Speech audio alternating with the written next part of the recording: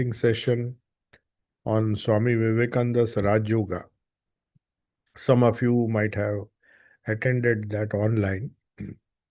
There were we were discussing, after discussing the elaborate introduction of Swami Vivekananda, we were discussing the second sutra of Patanjali's Yoga Sutra, where the definition, the ultimate definition of the word yoga, that means Patanjali's yoga, was given as yoga chitta vritti nirodha.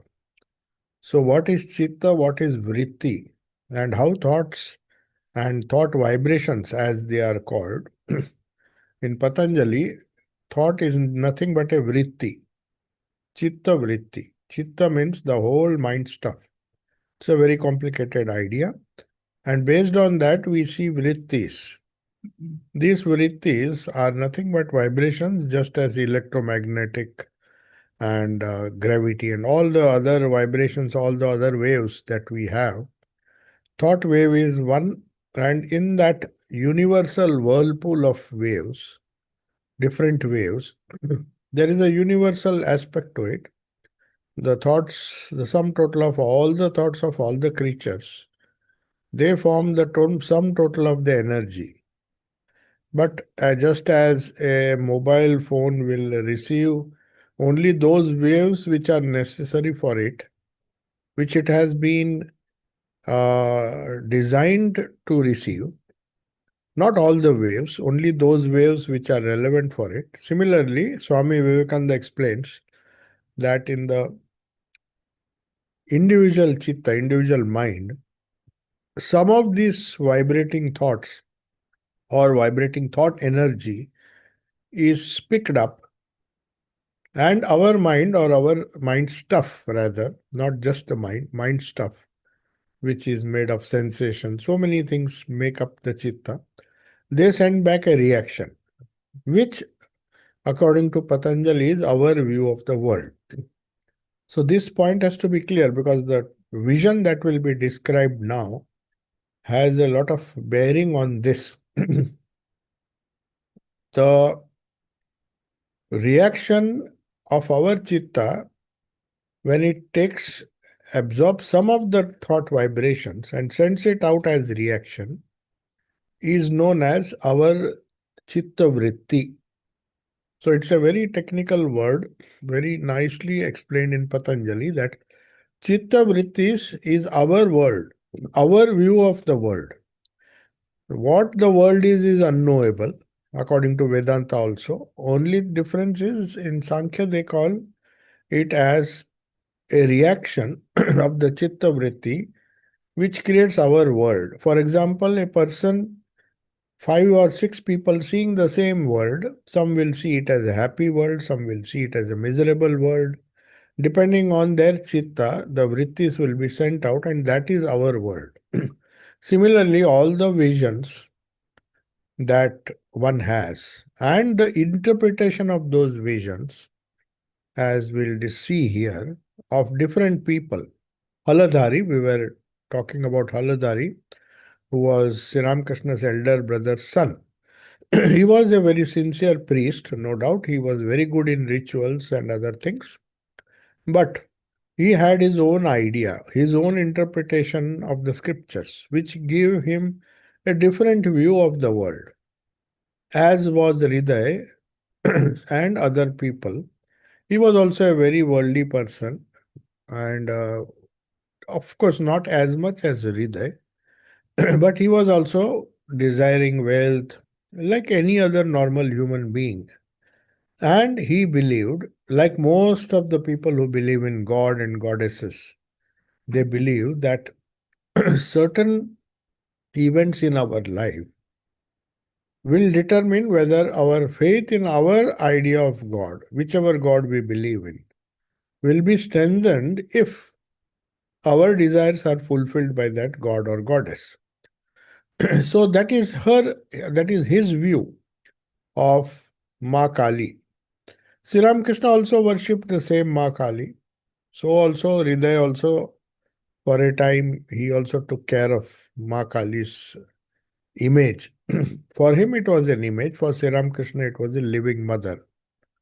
So, depending on one's chitta or the manifestation of the purification of one's mind, the different spiritual experiences convey different things to different people. That is why I referred to the morning talk on Raj Yoga, which we do every month, the last Sunday of every month at 11 o'clock. Now, we, in the previous class, those who attended, there was a terrifying vision of Ma Kali and Haladhari, though he was not a worshipper, he believed because his family deity, that is Thakur's family deity, was Rama. So they would naturally, in the natural course, they would worship their Ishta Devata, that is Rama. That is why you see all the members of the family had Ram word in that. Shuddhi Ram, Rameshwar, Hriday Ram, and all these people. But Haladhari was, of course, an exception. I'm talking of the immediate family of Thakur. He is Thakur's elder brother's son. So naturally, Haladhari means it is a name of Balarama. With Sri Krishna, Hala means the plow. So if you see the image of Balarama, he is always seen as with the plow and the bullock, or just the plow and the bullocks. So that is his symbol, that is his weapon also. Hala dhari, one who is holding the hala or the plow in the field. So this Haladhari had a terrifying vision of Ma Kali. And unfortunately, just after that, his son died. So from that day onwards, he thought it is because of this uh, vision of Ma Kali, whom he considered to be tamasic, that the death occurred. So you see, it has nothing to do with the death of his son. He would have died anyway. But after that vision, especially for him, it was terrifying. If Thakur had a similar vision, he would be happy. Whatever be the nature of the vision, if you love the deity, that is Mother Kali. So Haladhari believed that Ma Kali always is an embodiment of tamas. That is their idea, a peculiar idea that even the Brahmos believed in. It was a very peculiar idea. Brahmos believed because they wanted to reform Hinduism, and unfortunately, they took the worship of Ma Kali as a superstition, because according to them, worshipping such a deity who represent the destructive aspect of God is tamasic. So Haladhari, though he was not a Brahmo, but being a very strict and fanatic Vaishnava, he would be happy to worship only Radha Kanta and go to the Radha Kanta temple in Dakshineshwar. Whereas he thought that Ma Kali, you see how liberal Rani Rasmani would have been in those days. It was unimaginable to have a campus where on one side you have 12 Shiva temples. Shaivites can go there. There was Radhakanta temple, Vaishnavas, and those who believed in Krishna, they would go there.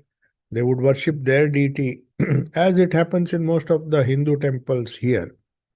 In foreign countries, whenever the council has to allot a land, if you demand a place of worship, or if you ask the council for a place of worship, then they are confused, because they said you have to get permission from the different groups that are here.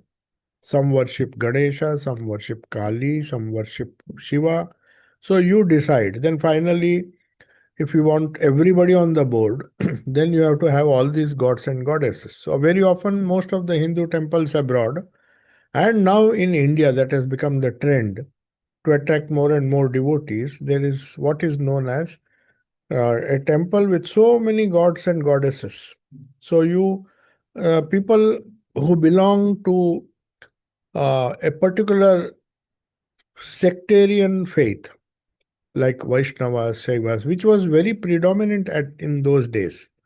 That is why you see he refused to worship and go to the Kali temple, which was which was the main deity of Dakshineshwar. Rani Rasmani actually wanted to establish Ma Kali's mandir, but even though she was not literate or educated in the modern sense, she still believed in the universal aspect of these different gods and goddesses. So she had a 12 Shiva temples, which represented the 12 Jyotirlingas, and also Radhakanta temple.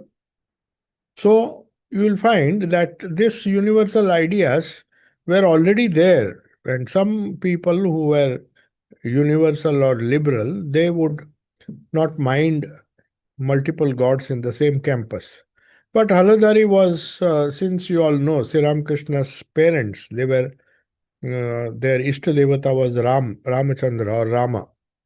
So naturally, they come into they belong to the category of Vaishnavas according to mm, the trends of worship in those days.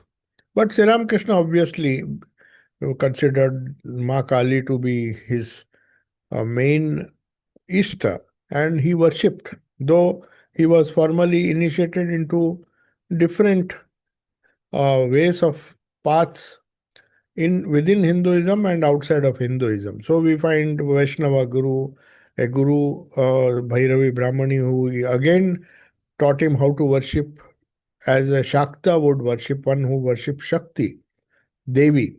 Then there was somebody who taught him to worship Ram Lala, the Guru who came. So many people you will find came and different modes of worship were practiced by him. But Haladari was not so liberal. He said, our Kula Guru is our Kula Guru or our Kula Devata is Rama, so you should not be worshipping Kali. And moreover, like most of the modern people who worship God and attribute all the success or the mishaps in their house to the gods, they blame God for everything. So he blamed God. His son died after he had a vision of Ma Kali, which obviously he did not want. Because, as I said, even the Brahmos, the most educated of Brahmos, also believed strangely, that Ma Kali worship should be banned in Kolkata or Bengal in those days. So we have Jagdish Chandra Basu, a great scientist. Obviously, scientists have not much to do with religion, but somehow he believed and tried to convince Margaret Noble or Sister Nivedita that don't propagate the worship of Ma Kali. You are doing a great disservice to India. I agree with all your patriotism and other things, but I cannot tolerate the fact that you are preaching Kali so openly, Ma Kali. That was the kind of dogmatism that prevailed in Kolkata of those days. But anyway, the Haladari had his personal reasons because just after the vision of Ma Kali, the death of his son took place, and after some days, and from then on, from that day onward, till then he did not mind because Sri Ramakrishna worshipped, his own elder brother worshipped Ma Kali.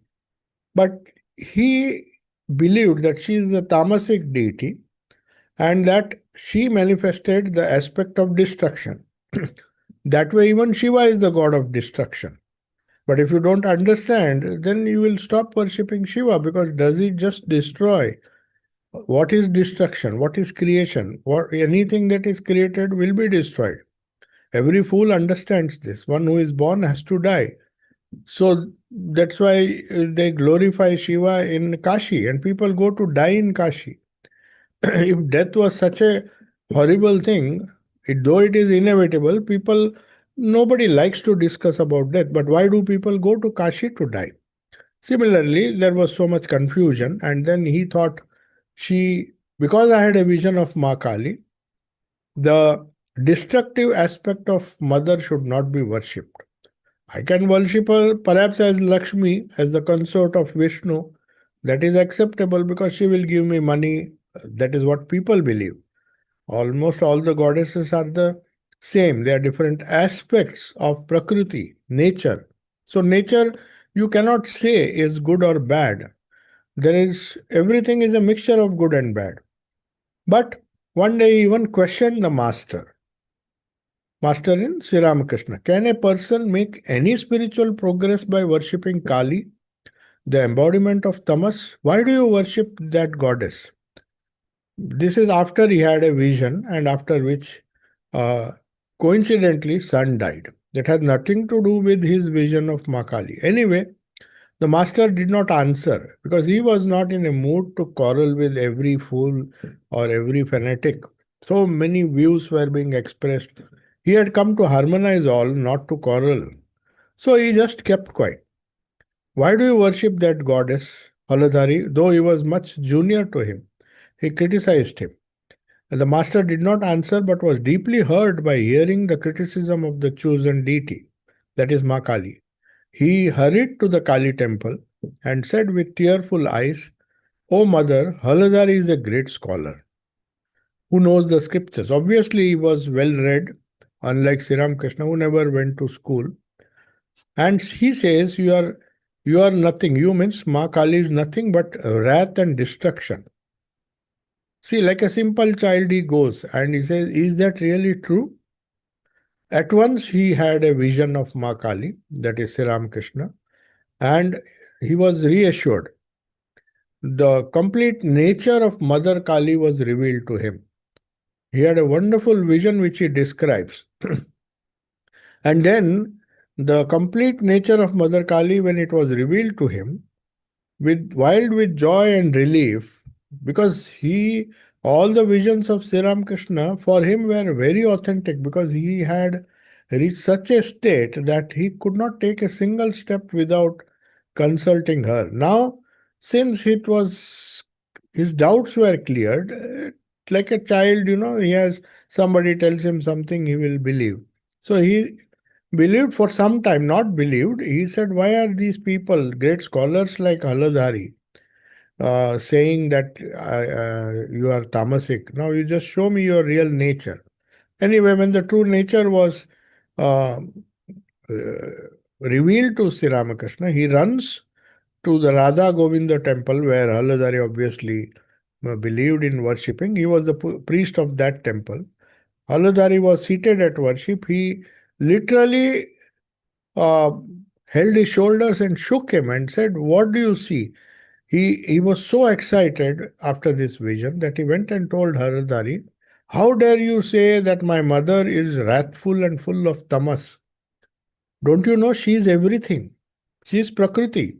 She is the embodiment of the three gunas, which the three gunas, according to Sankhya philosophy, based on which the yoga philosophy has been built, is that the three gunas are there in every human being: sattva, rajas, and tamas.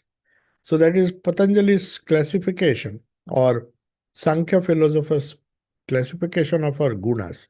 There is sattva guna, which makes a person calm, patient, all the good qualities. There's many sattvic gunas in the 14th chapter of the Bhagavad Gita.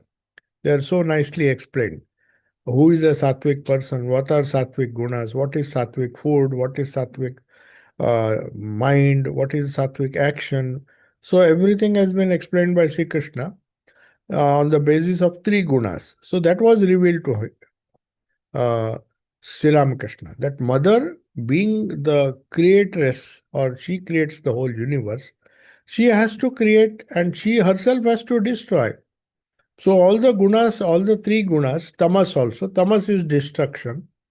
And you have sattva, rajas, that is creation. Rajas is responsible for the creativity that we see around us. So that was revealed. But again, he says she is pure love and goodness. The mother, because it depends, as I said in the morning class, we discussed this idea, yoga chitta vritti nirodha. The world that we see is our creation, our interpretation of the inputs that we get. Our chitta takes some thought waves from the whole universe, just as a mobile takes signals from the vast, so many signals, only that which are relevant to that mobile is taken and it gives its response. Similarly, each one of our minds in the universe, which is part of the universal mind, receives those thoughts and interprets the world differently. Five people sitting in the same room will see a different world or interpret it differently. So Haldari saw Kali as tamasic. Sri Ramakrishna sees her because of his sattvic mind. He sees her as full of love and goodness. The same Ma Kali. The master's words, though he went there full of anger. Sri Ramakrishna was very angry that he called my mother Tamasik. And you see, but I saw, and he had that vision which gave him conviction. The moment he touched his shoulders, he completely, that changed the heart of Haladari for some time. But unfortunately, old samskaras don't go. He immediately got up, and the master, Sri Ramakrishna's divine touch, and his words completely removed all the doubts in Haladari's heart. And he got up and he wholeheartedly agreed with the master. No, no, no, it was my mistake. But again, unfortunately, but anyway, he himself had a vision, thanks to Sri Ramakrishna, of the Divine Mother within the Master. He saw in Sri Ramakrishna's heart the glowing image of the Divine Mother Kali, and filled with devotion, he even offered flowers and sandal paste, which he would never do. He would never go to the Kali temple to offer flowers. And seeing the divine vision, transfiguration of Sri Ramakrishna into Ma Kali, he offered flowers and sandal paste. Hriday came there, Hriday, who was another nephew. He came to Haladari and asked him, Uncle, you have said that Ramakrishna is possessed by a ghost. That was earlier. Earlier, he used to criticize his uncle by saying that Sri Ramakrishna is worshipping Kali and doing all sorts of these things, actions, because he is possessed by a ghost. He said, you were the one who said a few days ago that he's possessed by a ghost. Now, what made you worship him? Now I see. Then Haladari replied, I don't know. When he came in from the Kali temple, he simply overwhelmed me. I forgot everything. I clearly saw the divine mother manifest in him. He affects me like that whenever I am with him and in the Kali temple. It is absolutely amazing. I don't understand it all. So then, this is one incident that happened. But again, he would go back to his old normal self. When the effect of Sri Ramakrishna's proximity and his satsang wore off, then he would go back to his normal self, start his criticism. And Sri Ramakrishna was seen sitting with beggars. That was one stage in his sadhana where he did not want to see any distinction, that superiority complex that I am a Brahmin and I should not be sitting with the so called outcasts. In those days, it was considered even a sin to sit and eat with them. But he was sitting, not only sitting, sharing his food and eating. Then Bhaladari, he used to quote the scriptures. Obviously, not the authentic scriptures like Vedas, where these caste distinctions are not mentioned, but some of the smritis which are human creations and who have created division within different devotees and between people on the basis of their birth and formed this caste system. So anyway, he was full of scholarship and puffed with pride, and he used to come and try to correct his own uncle, Sri Ramakrishna, and ask him not to do these things. He said, see, he is uh, Haladari's conduct, when he saw Sri Ramakrishna eating with these poor beggars or poor who had come, as you all know, the very purpose of starting this feeding prasad to a large number of devotees, Rani Rasmani had kept in mind. She had a huge fund because of which nobody would be denied, poor, rich. Normally, it is not done. These so-called untouchables were not allowed in other traditional Vaishnava or other temples. There would be some restriction. But here she had opened the whole Dakshineshwar temple, whether it's a Shakta, whether it's a Kali worshipper or a Vishnu worshipper, Vaishnava, anybody, even Christian, Muslim, everybody could come there and nobody would be asked anything, and they would, even beggars who came just for food, not for any other, everybody would be fed. And Sri Krishna normally, in that mood, he would go and sit with those beggars and not have food with the other people, but go and eat with them. Now that irritated Haladari, who believed that if you break the caste rules, nobody will marry your children. That is the idea, that nobody will marry anybody from your family. If you have broken these rules, you will be practically outcast. So the master was breaking these rules, so he goes and warns him. Haladari said to him angrily, I shall see what Brahmin will ever marry any of your children now. Because of this act of yours, nobody will marry your children. Immediately the master replied to Haladari, because as who was proud of his knowledge of the Vedas, he used to quote from Shankaracharya, Advait Vedanta, where he would say, this world does not exist, the whole world is a Maya. Then Thakur could see through this hypocrisy. So he said, you are proud of your knowledge, you hypocrite. You go on keeping quoting the scriptures that the world is nothing but an illusion, and that one should look upon all beings as Brahman. And if I eat food with these beggars, you criticize me for the simple reason that I'll lose my caste and I'll not marry off my children.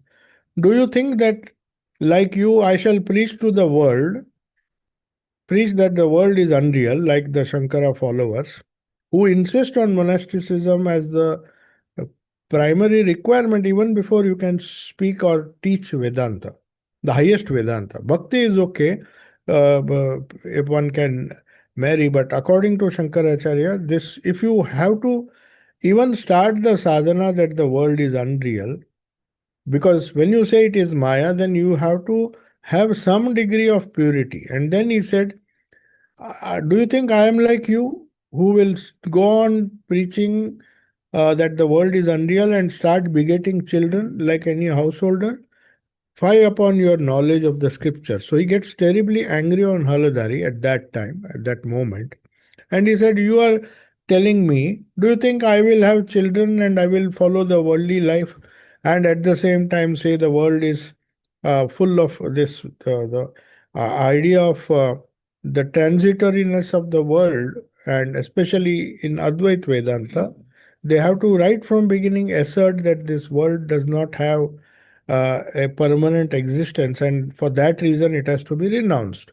That is the traditional Shankara view. But Haldari was very fond of teaching all those things, but still he had so many children. So now Haldari was confused. Sometimes Sri Ramakrishna used to be confused because he considered, though he was his nephew, he said he has learned so many scriptures. So he was like a child, he used to believe that he's a man of knowledge. So sometimes, as it was seen, Sri Ramakrishna, like a young child, used to go to his divine mother and ask her for guidance. He said, Haldari says this. People say he has read the scriptures, he is very knowledgeable, he has read all the scriptures and whatever is to be read, he's such a great scholar.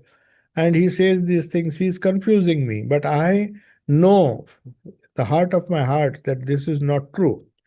So we heard means Swami Shardanji saying that Haldari once created a terrible doubt in the mind of the master. It was very simple. He tried to prove as false the master's experiences of God that occur during ecstasy by pointing out, with the help of scriptures, that God is beyond existence and non existence. See, if you are very good at logic, you can practically convince anyone that what he believes is superstition. That is what all the Brahmos and other people, they try to completely disturb the faith of vast population in India in those days. by saying that Murti Puja, this puja, everything is superstition. So give up this, give up that. So by the force of logic, sometimes people fall a prey to this idea, not knowing what is the role of faith in one's life, what is existence, what is not non-existence. So he was well versed in logic. So logically, you can practically prove that good is bad and bad is good. Anyway, that is what he did. And Sri Ramakrishna, who was like very childlike and guileless, he said, he's confusing me now. So let me go to the mother. That was his uh, approach. He used to always go to the Divine Mother and get intuitive guidance directly from her. That is why Swami Vivekananda later on in his life said, we feel so proud that we went to the university and had a master's degree, but my guru, without ever going to the university, was far more knowledgeable than us because he learnt from directly from mother, that is Prakruti, nature, who has created all this universities, the schools, this secular knowledge. Everything is that Vidya has come from uh, the Prakriti. Prakriti herself has created ignorance and also created knowledge. So she is the Vidya Swarupini. She is the embodiment of Vidya as Saraswati. She is also is responsible for all the ignorance, confusion, that is avidya. So she is the best guide. She knows what is knowledge, what is not knowledge. So why do I waste my time and learning from lesser people? Why not learn from the mother? But this understanding came to Vivekananda, who felt that all his secular knowledge or whatever he learnt in the university was simply dismissed by the wonderful intuitive knowledge of Sri Ramakrishna. And many times he would convince Swami Vivekananda. That's why he told Nivedita that you people are arguing with me and all those things. But I have also fought with my master for 6 long years, trying to get convinced, trying to rationally deny the existence of and the validity of all his experiences and say that it is just a hallucination that is in the brain. Similarly, when he had divine visions, Haladari would confuse Sri Ramakrishna by saying that all these visions he had were just his imaginations. So he used to, because he was used to asking these questions and get all the doubts cleared, he goes to the Divine Mother. So he says, I thought that the divine visions that I had, according to Haladari, during ecstasy and the commands that I received till now were all false. He had a terrible doubt. If they are all false, if they are really hallucinations, as my nephew is pointing out to me, so the mother must have cheated me because I am simple, I have not gone to school. He was extremely upset and he went and cried to the mother, Mother, I am unlettered, ignorant. Why have you cheated me this way? And he went on crying. He was on the room of the kuti which is in Dakshineshwar. The house is still there.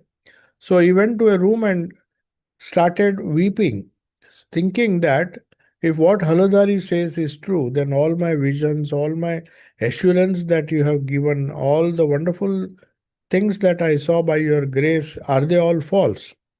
Suddenly, when he literally saw a smoke like mist arose from the floor and covered some space before me. This is the experience he's explaining. There, a golden complexion, living and calm face with a long beard, who looked like a rishi, that figure looked at me intently and said in a deep voice, My child, you remain in Bhavamukha. Thrice he repeated that. So it is said that in India, when you want to promise somebody, you have to repeat that promise 3 times so that you don't break it. That's a custom. So just to convince him, the same voice repeated it 3 times. And then the form slowly dissolved into the mist, and the mist also dissolved. This vision reassured him. At least it reassured him that what Haludari was saying, it's not true that it is just a hallucination. So the master himself, that Sri Ramakrishna himself, related this incident to Swami Premananda. On another occasion, he had a similar vision. Haladari's words again raised doubt. He was the one, along with Hazara, who were troublemakers mostly. Haladari was, of course, much more scholarly than Hajra Mahashay, who used to just sit outside the door and create confusion. All the devotees coming in, he would give them all sorts of wrong advice and prevent them even sometimes from going to Sri Ramakrishna. So anyway, that was, but Haladari in his own way, quoting scriptures and others, would people, some of them would be convinced because he had this power to convince a person that all the things, that wonderful visions, everything is false, you don't believe, and all those things. But anyway, Haladari's words again confused none other than Sri Ramakrishna himself. So while performing worship at the temple, I cried and pressed the mother to solve the matter. At that time, mother came in the guise of a woman and appeared before the consecrated pitcher that is known as the ghata. In every puja, there is a ghata which is worshipped. That is the divine deity, Durga or any other goddess whom you worship or god, is invoked in that ghata, in the water that is in the ghata. The ghata means some kind of pot, a consecrated pitcher. So from there, a form of a woman, or that is a goddess, appeared. And that told me means told Sri Ramakrishna, you remain in Bhava Mukha. We have seen this wonderful concept of Bhava Mukha. Mukha means face or the entrance. Actually, it is entrance. Like you enter a door, uh, from when you go from one room to another, there is a door which allows you to enter. When you put foot on the other side and one foot in the previous room, you are actually at the junction of these two rooms. I mean, where the two rooms are separated by a door. So that exactly is what Bhavamukha is. Bhavamukha means you are in a deep state of ecstasy. In that state, people normally cannot communicate.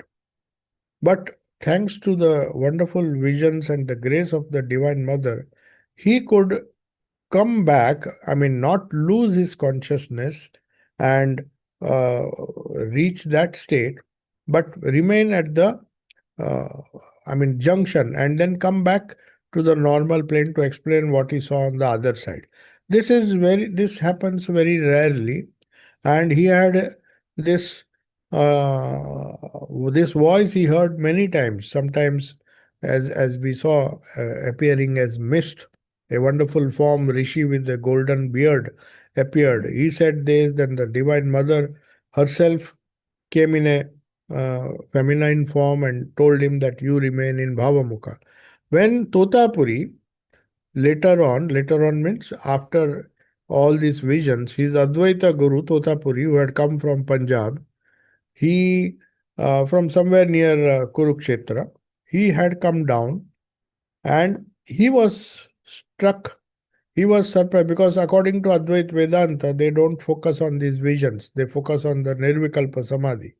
But for that reason, he has to become a monk. He was a monk when he was 8 years old. And from that age onwards, he was constantly living in that monastery. So, this Totapuri had left Dakshineshwar after teaching Vedanta to the master. That was the highest experience he had. And Sri Ramakrishna continuously remained in Nirvikalpa state for 6 months. We know that, we have discussed that. Towards the end of that period, again, he would have merged. Any other normal human being would have merged into Nirvikalpa Samadhi and not come down. But the Divine Mother again appeared and said, you remain in Bhavamukha. So, Haladari, this chapter is given just to show that how Mother guided him and all the different visions. He lived, Haladari, who was his nephew, lived at the temple for about 7 years. These are only a few incidents, important incidents. And he therefore met the following people who visited Dakshineshwar one after another. When Haladari stayed in the temple premises for 7 years, he met Bhairavi Brahmani, one after another. First, an unconventional illumined monk who was eating with the same plate, leaf plates as beggars, and who was a Gyani. And Sri Krishna says, don't make me a dry Gyani like him.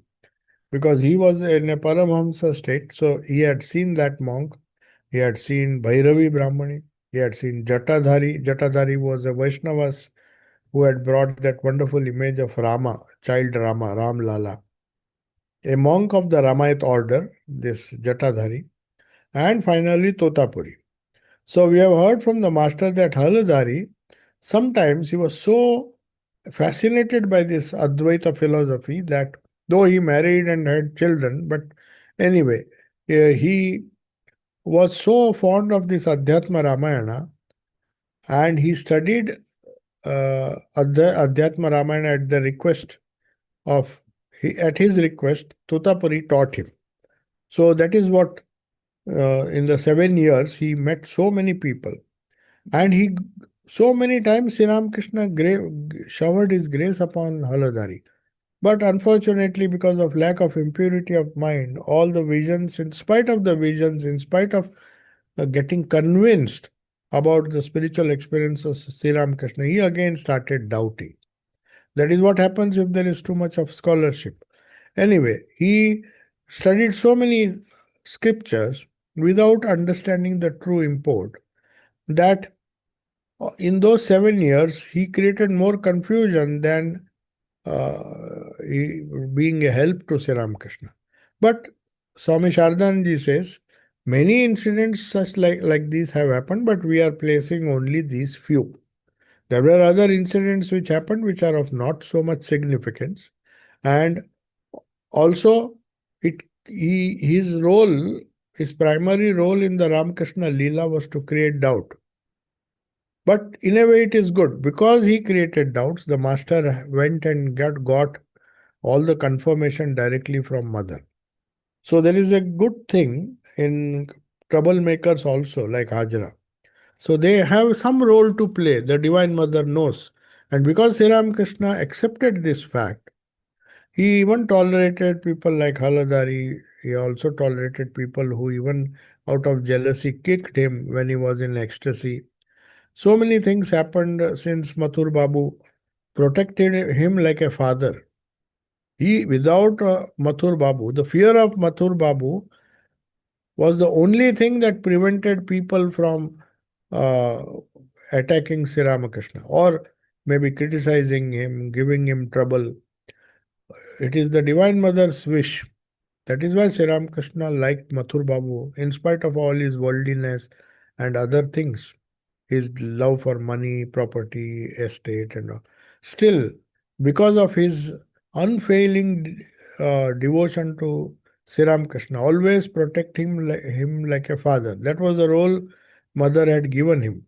But anyway, in spite of leading a practically not a very pure life, a loose life, towards the end of his life, thanks to the grace of Sri Ramakrishna, he definitely reached the goal of life. Now, from all these incidents, Swami Shardananji says, we have to discuss this topic. We can't just ignore it, saying that these were ignorant people and they were criticizing Sri Ramakrishna, saying that it is divine madness. So if somebody raises this doubt, that means it has to be clarified. So Swami Shardanji, that is the beauty of this book, that it discusses. It doesn't leave any discussion saying, no, no, you have faith and you have to believe in Sri Ramakrishna, otherwise you'll be ruined. Like most of the fanatic sects, they say if you just question, you cannot question Jesus, you cannot question any faith that our religion has. The moment you question, you will be criticized. No, here he wants question. He wants questions to be asked and answered. And he's trying his best to answer them. So he's now starting a discussion which is very unpleasant about the various opinions of people like Hajra, like Halodari, like many others who thought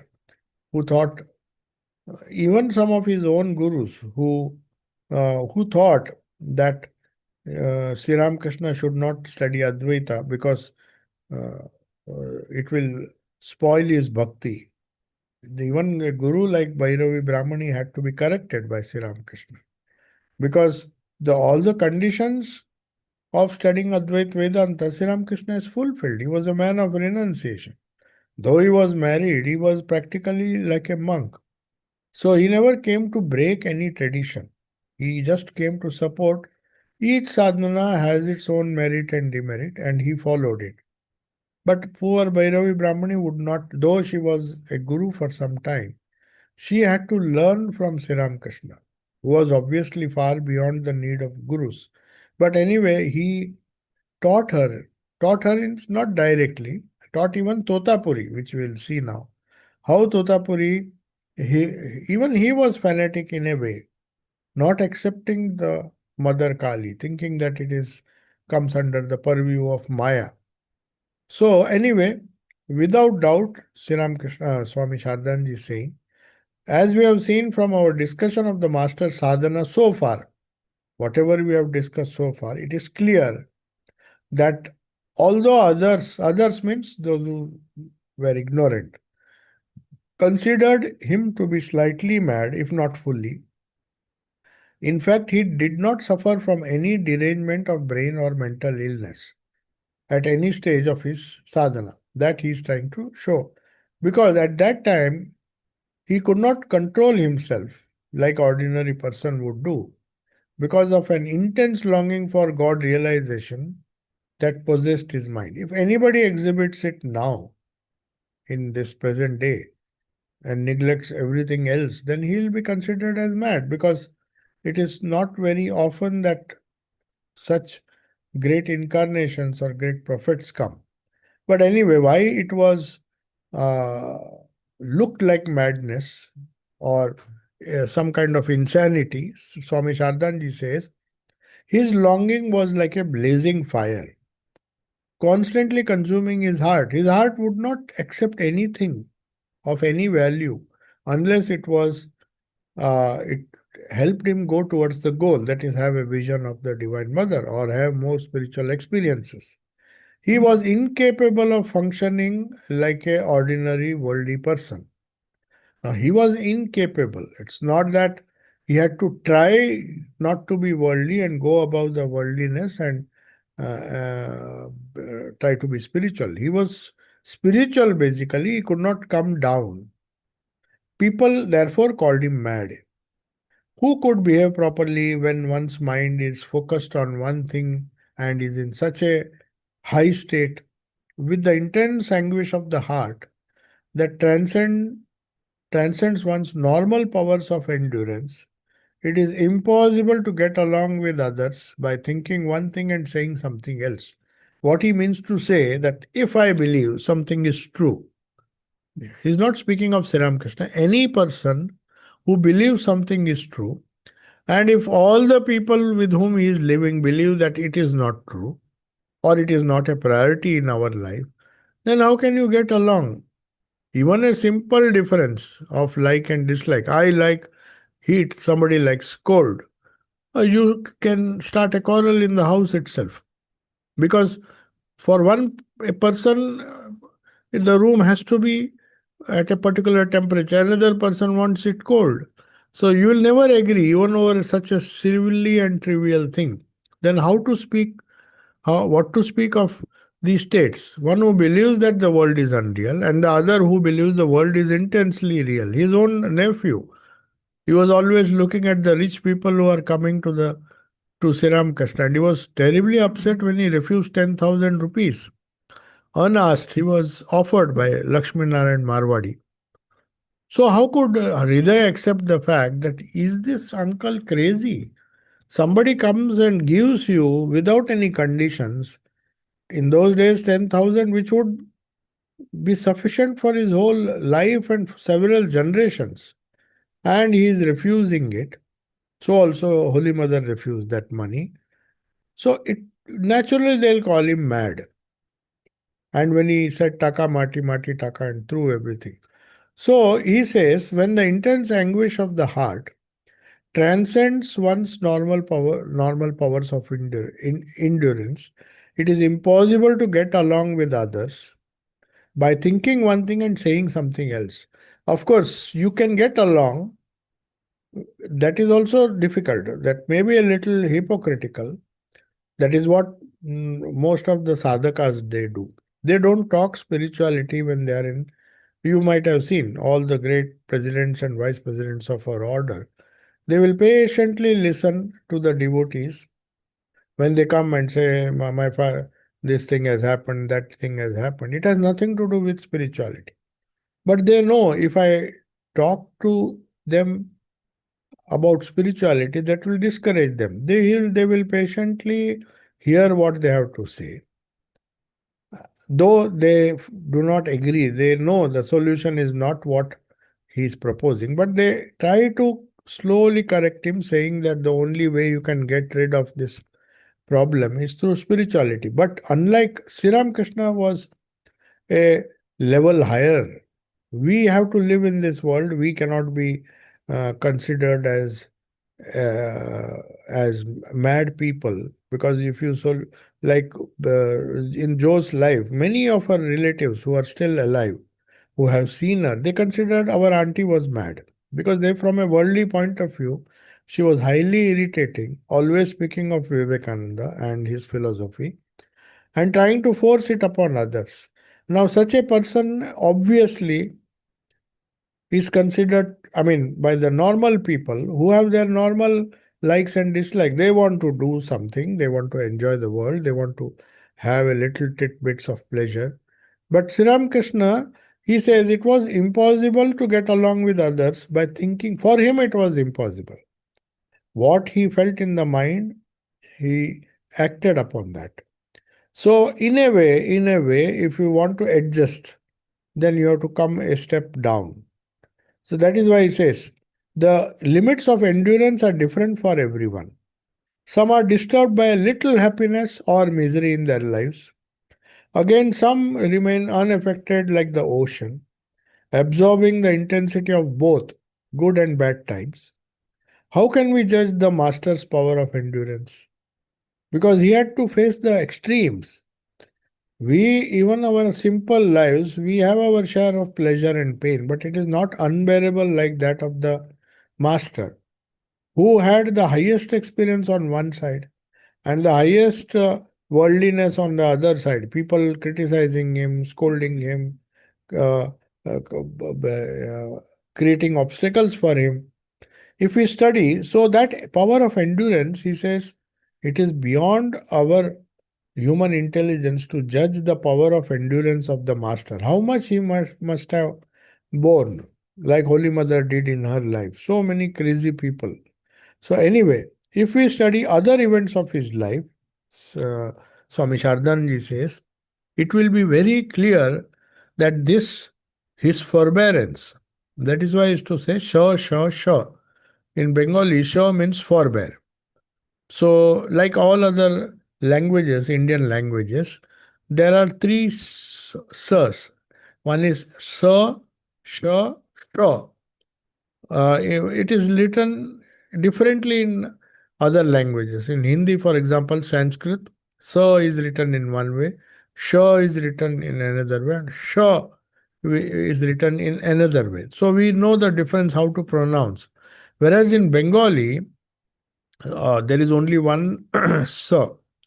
There's only one alphabet. Now you have to pronounce it depending on the context. So that is why, but the word sha also means saha. Saha means to bear. The Bengali word saha, or many other languages also, saha means sahana. Sahana is another full word, but the short form is saha. So you bear it. So Thakur is to say, among all the alphabets, so appears three times. Unlike A, I, E, K, K, all the other alphabets occur once. All the alphabets and the consonants and the vowels. But so appears three times. So that is the significance that the most important quality in our life is forbearance. But he says, Swami Shardanji says that his forbearance was phenomenal. He spent 12 long years, sometimes without food or with very little food, without sleep. Immense wealth was offered to him so many times, but he always rejected what he thought is an obstacle to God realization. So, as Sardanji says, we can cite many, many examples illustrating these points. It is necessary to say anything about, is it necessary to say anything more about his physical and mental powers of endurance? Means, in endurance, this kind of forbearance, which is a very important quality in spiritual life, was so natural with him that only because of that he was not hypocritical like us. We sometimes make compromises. We think we know what is good, but sometimes we tolerate what is not good.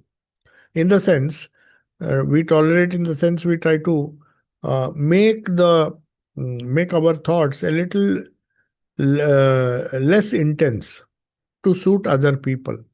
We have to do it, otherwise we can't live in the world.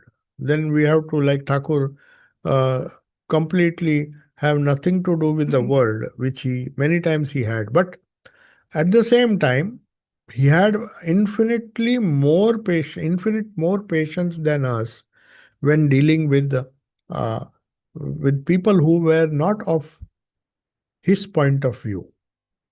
He would be very kind, very considerate, as we see many times. Not only Hajra, there were hundreds of people who used to make comment, who used to make criticize, who used to call him mad, call him crazy, so many things. So, ignorant people, not spiritual aspirants, considered his state a disease. So, who called his state of mind a disease? It's only ignorant people. So, now Swami Shardanji will give examples of people who are really spiritual, who knew that this is not a mental illness, it is a kind of great spiritual state, because they were well read, because they were experienced, because they themselves knew what this state is. It is like a person who knows about medicine can only prescribe medicine. You can't expect somebody who is a amateur or who has uh, has incomplete knowledge of medicine to prescribe. It is something similar. So he says only spiritual aspirants who were like-minded, though they had not reached the goal, they would understand that no, this is what the scriptures say is very common occurrence when you advance in spirituality. It's only the ignorant people. If at all there were some criticisms, and so he's trying to categorize these people into two classes. One who are spiritual aspirants who, though they have not reached that state, know that this state is possible because of the past experiences of many rishis and avatars, all the scriptures. If you study very methodically, a true scholar will understand that these are like Bhairavi Brahmani. When that burning sensation was there on Sri Ramakrishna, she said there is a mention of this state in Chaitanya Mahaprabhu's life, and there they applied sandalwood paste that would calm him down. So she could find the remedies. She didn't consider that it is a kind of madness that he's suffering from. So that those examples now Sardananji uh, will give, showing that in spite of all these ecstatic experiences, he never, as he himself said, I never forgot. Forgetfulness is one which is not a sign of spirituality. He was never forgetful. He scolds Latu Maharaj. He says, I am in ecstasy all the time. Now and then I come down to the normal plane. But whenever I come down, I remember to take everything with me. I'm not absent minded. That means he told Latu Maharaj, just because you are spiritual, you should not be absent minded. So, so here now so many examples Swami Shardanji will give to show that in spite, that is the problem with some of the depictions, movies or serials that have come in with Sri Ramakrishna as the main character. Some serials they have shown him as always in an ecstatic mood. That's the problem because perhaps they have not read the great master. His behavior and also some very important books by Master Mashay who uh, used to sometimes give a lot of extra information other than that of the gospel in his Srimad Darshan. How Thakur walked, how Thakur behaved, how not only normal, he was completely attentive. How a knife should be placed so that at night you don't cut your finger, how everything was arranged in his room, and how methodical he was. I mean, at the same time, he was spiritual. And one would expect that because he is in a high state of mind, he would be forgetful. No, on the contrary, he was intensely aware. Whenever he came down, he scolded Latu Maharaj, saying, I never forget the things that I have taken somewhere else. And you, without any ecstasy, you keep forgetting things. So he scolded him, said, I have never forgotten. Because I gave the responsibility to you, it was your duty to remember and bring that towel. It was a small incident, but many such incidents Swami Shardanand is giving as a lawyer would give uh, to show that what ignorant people thought to be a disease was not a disease. It was for a spiritual aspirant. This was whenever he was in a high state like Bhavamukha and other things. Obviously, you could explain why he is behaving like that. But when he came down from that Bhavamukha state to a state where he could interact with people, he was absolutely loving. There was no trace of any craziness. In fact, nobody could get away with any comment or some loose talk. They would immediately be caught. And he was so logical, so rational. So, this is a very important aspect, the human aspect, the aspect in which the highly ecstatic Sri Krishna comes down to the normal plane. So the serials, when they show him interacting with people, they should not show that he is in an ecstatic mood. He was not. He came down, he behaved like a perfectly normal person. That is what Holy Mother constantly she was hearing in Jairam Bhatti that your husband is crazy. He sits and weeps in front of mother. We are very sorry. How can he lead a normal life? But when he comes to Kamarpukur and she joins him, she was shocked that he is teaching me everything. How to light a lamp, how to save oil, how to wash your hands, how to wash the vessels without wasting water.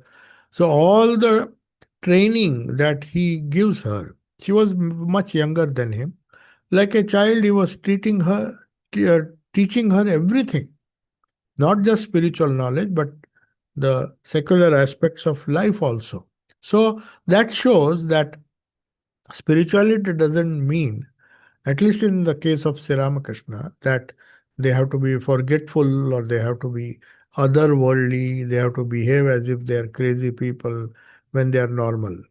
When they are in that ecstatic state, obviously, since normal people never have those states, they appear to be abnormal. So, great ones or spiritual aspirants always held him in high esteem rather than considering him to be insane or mad. That is what he says. So, Kenaram Bhattacharya, who gave the Shakti mantra to Sri Ramakrishna, there are so many incidents that happened. How before initiation, Kenaram Bhattacharya a was the one who initiated him into Shakti, that is tantras. So naturally, they had a own method of testing the disciple. He would not have given him diksha. Even Totapuri, he would not give him sannyasa just like that. They also had over a period of time, say 40 years, they practiced sadhana. They know a person whether he is fit or not. They would not give sannyasa to any Tom, Dick, and Harry. So we know from these examples that those who were spiritual aspirants knew his worth, knew that his whatever he behaved, whatever his behavior was in those high ecstatic state was not madness. He could be more normal and absolutely normal, full of heart, kind, loving, caring when he was on the human plane. As a human being, that's why it is necessary to study how he behaved after these states, how he behaved as a human being, how kind and considerate, how practical, intensely practical he was to other people. So, are there any questions? Yeah. And long Yakulta or God can be developed, or is it an innate quality which cannot be developed? Yeah. If yes, how could love develop it practically? Yeah. So the question that is being that is asked now, somebody has asked, that is yearning or Vyakulta. We all know that Sri Ramakrishna reached the highest state without the help of a guru, just by Vyakulta, the first vision. After that, to show the entire world that a guru is necessary, he practiced under different gurus, different sadhanas. But Vyakulta, according to Shardananji, we read that the first vision he had of mother was purely due to Vyakulta or yearning. So now the question is that something which we are born with, or it can be cultivated? So it is both.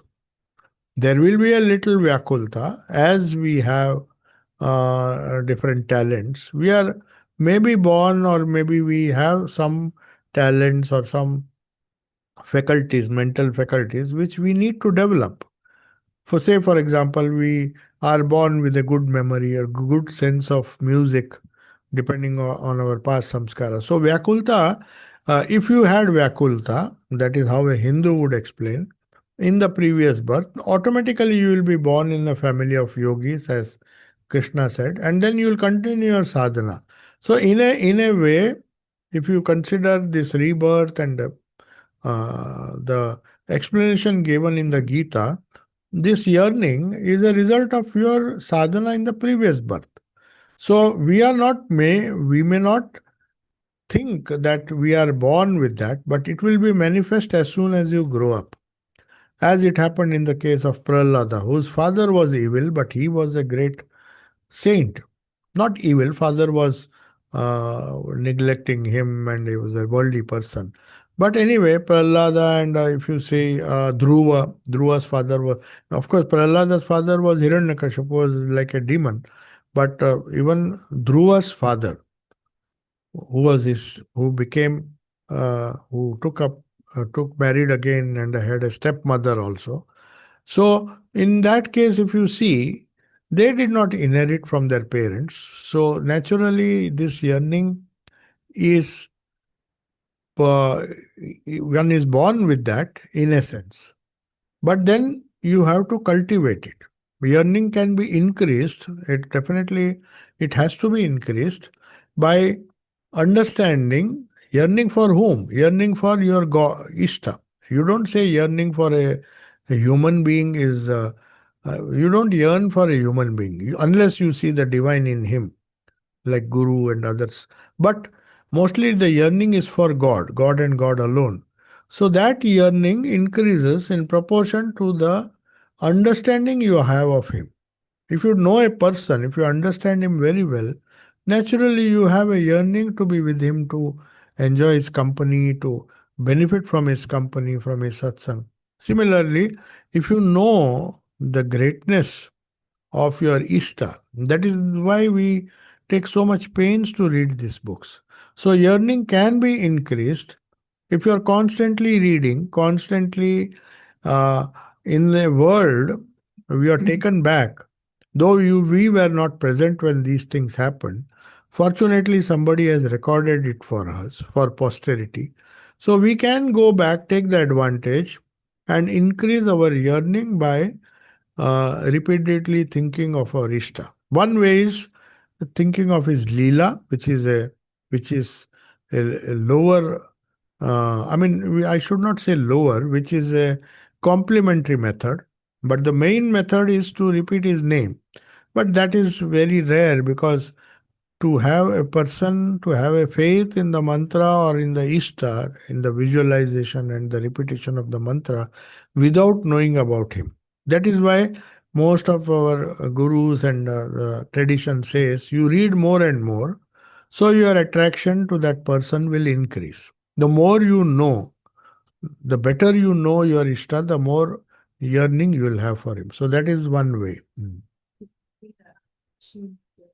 Will constant japa and meditation lead to a higher yearning? Yes, yes. That is what I said just now.